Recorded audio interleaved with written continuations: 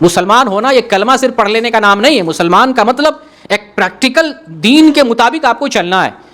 اسلام نسل سے نہیں ہے کہ ہم مسلمان گھرانے میں پیدا ہو گئے ہیں تو ہمارے لیے ثبوت ہے اور ضمانت اور گارنٹی ہے کہ ہم جنت میں جائیں گے اس لیے کہ ہمارے باپ مسلمان ہیں, ہماری والدہ مسلمان ہے. پیدرم سلطان بود, میرا باپ بادشاہ تھا تو بیٹا بھی بادشاہ بنتا تھا, پہلے زمانے میں یہ رواج چلتا تھا. لیکن دین اسلام میں یہ نہیں ہے پیدرم سلطان بود میرا باپ مسلمان ہے تو میں بھی جو ہے بغیر عمل کے بھی جنت میں جاؤں گا. نہیں, اسلام پریکٹیکل دین ہے, عمل کرنا پڑے گا آپ کو.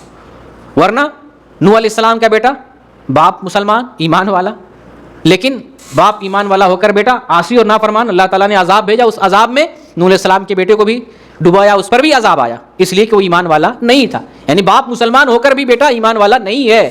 تو نسل سے اسلام نہیں ہے, خاندان سے نہیں ہے. اسلام کس سے ہے؟ اسلام عمل میں سے, عمل سے ہے.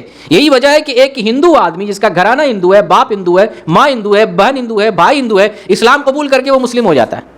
اسلام قبول کر کے مسلم ہندو ہے, اس کا پورا خاندان بیک گراؤنڈ پورا غیر اسلام کا ہے, غیر مسلمین ہے, لیکن وہ کلمہ پڑھتا ہے, وہ تنے تنہا اسلام میں آ جاتا ہے. تو اسلام عمل سے ہوتا ہے, عمل کریں گے تو اسلام فائدہ پہنچائے گا.